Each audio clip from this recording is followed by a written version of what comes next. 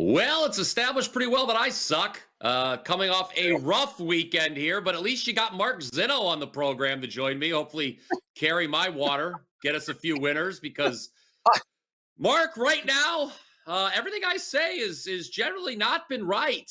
Whether it's Uh, picks or the Power Five or the morning wager, I am struggling. I'm scratching my head. I don't. Is it the new room? I don't know. Do I need to go back downstairs? I'm hurting. no, I have one I'm sending you a request. virtual Hold hug. me. Sending you Hold a me. virtual hug. I'm throwing let the big bear get his arms around you. Okay. I'm there for you. I'm giving it to you. All that said, I'd really like to give it to Steve Sarkeesian. He can go kiss my, Oh my. there's a lot of words I have for Steve Sarkeesian for not winning that game on Saturday. It's very frustrating when everything you write about a handicap is actually right. You just get the result wrong. Texas kicked the crap out of Georgia for 4 quarters and easily should have won that game. They did not. Apologize to clients who rode with me on Texas money line. Yep, we took it right up in the nose. And then, if we've ever learned anything else here over the weekend, is if it says Atlanta Falcons, just don't ever trust it. No. It's 2 weeks in a row now. I've backed the Falcons. And 2 weeks in a row, I have come up short, and I am just we're gonna walk away from the Falcons for a little bit. Not a trustworthy football team. Remember this, and I'll say this much.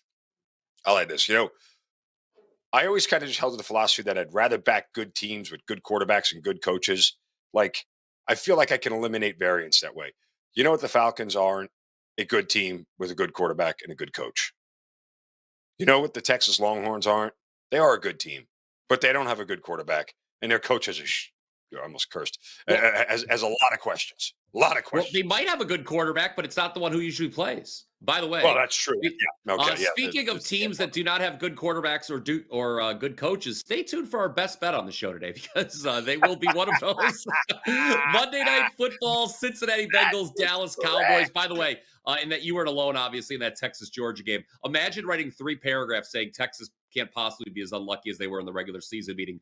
Oops. Anyway. Let's talk Yeah. Bengals Cowboys here. We are going to focus on the prop market for our double play. Taking a look at each team's running back, you are looking at Rico Dowdle. You think Yes. he's going over his total? Rico Dowdle is my second best Rico, my second favorite Rico behind Rico Suave, which, as we all know, Rico His name was Suave. actually Gerardo, Well, that's not what I'm Rico. saying. The So, song yeah. was Rico Suave. Yes, yeah. Yes. And the fact that you knew that and said it out loud is a little bit disturbing, because I did not peg you for a Gerardo fan, you know? So, yeah, Rico Suave. Are. Yeah, Rico Suave. Bet you didn't know we were going to get any Mexican references on this show today. Maybe that's Puerto Rican. Mexican? Puerto Rican? Which one is it? I don't know which one Rico Stop. is. Anyway, Stop. Rico Dowdle. Look, odds makers are starting to realize that Rico Dowdle is starting to become a bigger part of this offense here, and they're actually starting to use him in ways that they hadn't before. Let's just look at the uptick, guys, over the past couple of weeks since Rico has sort of developed into a bigger role, particularly post the bye, right? When you look post the bye, okay, at the last 5 games that that the Cowboys have been a part of, or last 6 games they've been a part of. Sure, they got blown out by the Texans and the Eagles, but other than that, they've played in really close games against the rest of their opponents. They were in a one-score game with the Falcons. They beat the Giants and they beat the Commanders. So his role has been getting ever increasingly bigger. He's gone over at least 50 yards in 4 of his last 5 games. He's gone over 70 yards in 3 of his last 5 against bad run defenses. Here's the rub.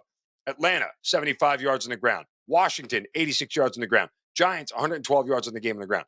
All 3 of those teams are bottom 10 run defenses in the league. Let me check my notes. Where are the Bengals? A bottom 10 run defense in this league. As much as, the passing game and Cooper Rush is starting to come on a little bit, still, they're going to feed Dowdle here. You could see the carries start to go up. The last 2 weeks, he's had 19 and 22, as we've seen from other games. Look, if he gets more than 15 carries in this game, he's going way over this number. This is really all about his ability to continue to get fed the ball. I think he does. I think Dallas sets the pace at home. I think they use the run defense to set up the run game rather to set up the pass. And Dowdle goes over this number for his rushing yards prop tonight. So give me over 67.5 rushing yards for Rico Dowdle tonight. My half of the double play. Smash that like button if you agree with Mark there. From Rico, we go to Chase Brown. What can Chase do for you? What can Brown do for you? Well, hopefully he can go over 74.5 rush yards, because that is my half of the double play. Very similar breakdown to what Mark just had to say about Dowdle here. This is not a number that Brown has gone over very often. As a matter of fact, guys, he's only gone over this number in 3 games all season. That was against Carolina, against Las Vegas, and 2 weeks ago against the Chargers, who actually have a good defense. But in the last 9 games, he has averaged 63.6 rush yards per game. So he's around that number. And what's the key here? First of all, similar to what you said about Dowdle, Mark, he needs to get the carries. There's only been 2 games all season where Brown has had more than 15 carries. Those were the aforementioned games against the Panthers and the Raiders. What was happening in each of those instances? Well, the Bengals were winning, and they were able to hand the ball off later in the game. But the key here for me with Chase Brown is the matchup. He is going against a Dallas Cowboys defense. You talked about how the Bengals struggled to stop the run, Mark. Well, the Cowboys, second to last in the league, allowing 147.6 rush yards per game.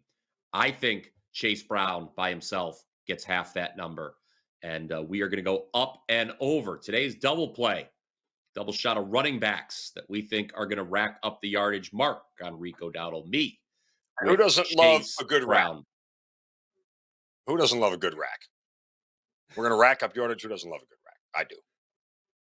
We all do. I don't even own a gun, let alone many guns, enough to necessitate an entire rack. What am I going to do with a gun rack if anybody gets that reference? If you do get that reference, put it down in the comments below. And we will send you something. I don't know what it is. You know, A whole gift bag certificate. A gift certificate. Yeah. What was the gift certificate in that movie?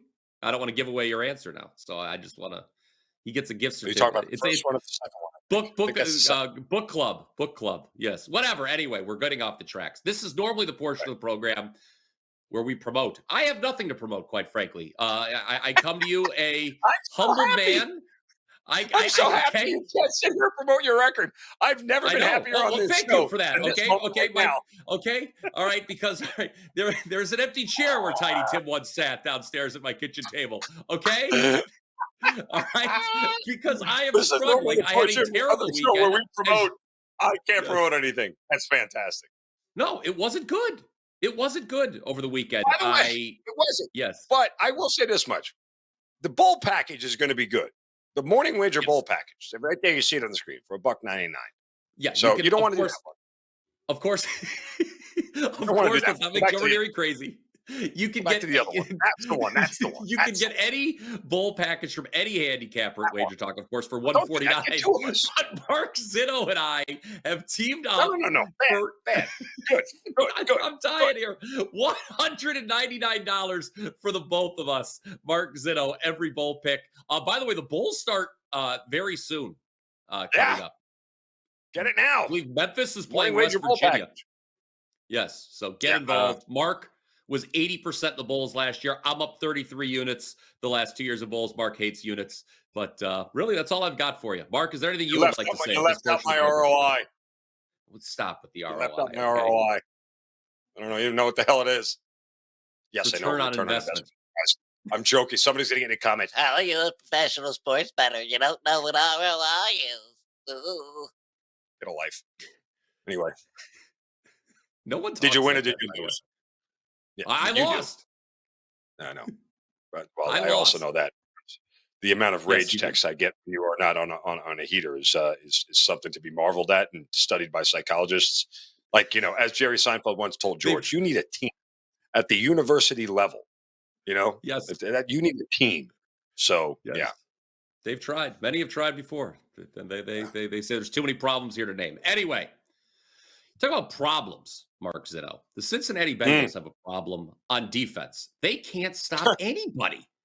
And so I think a majority of bettors, maybe I'm wrong here, look at this line tonight between the Bengals and Cowboys. Bengals currently laying 5.5 per the WagerTalk.com live odds screen. And they're like, all right, this is where the Bengals circle the wagon. This is the game where they get things going. They're getting But right game. here's the thing, okay? Even if you don't value home field advantage particularly much, and there's plenty of reason not to value home field advantage anymore. Check this stat out, guys. Coming into this week, NFL home teams were 500 straight up. Is there home field advantage anymore? I don't know. But even if you want to give just 1 point for home field advantage, I don't think you can make this line higher than a field goal tonight for the Bengals and the Cowboys. I just don't, Mark. No. And I know you agree in your heart, in your soul. I know the Cowboys did not cover a similar number against the Texans a few weeks ago, but the Texans are a better team than the Bengals. I think it's fair to say.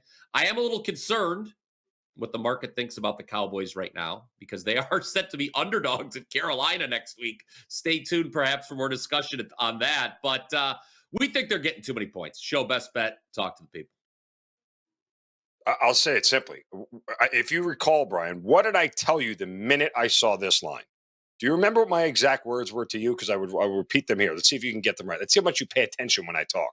Do you remember what my words were? Them.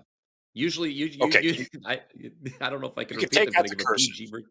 Okay. You can give a PG In no version, world, yes. I believe you said something to the effect of, in no world should the Cincinnati Bengals be laying 5.5 on the road to anybody. Correct. That is correct. There's not a football game to be played on this planet where the Cincinnati Bengals should be laying 5.5 points on the road to anybody. I just truly don't believe it. I've tried to tell everybody since the beginning of the year, and odds makers aren't even listening to me. The Bengals are bad.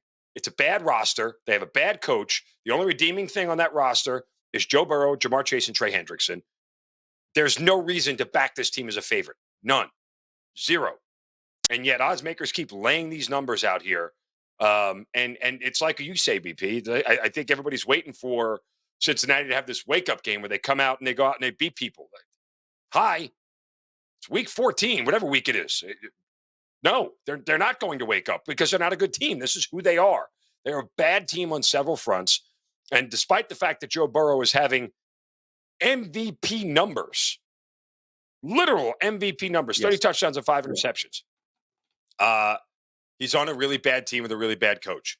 And until I see verifiable data and a empirical case for the Bengals to be able to beat somebody by a touchdown, there's no reason for me to even lay those points.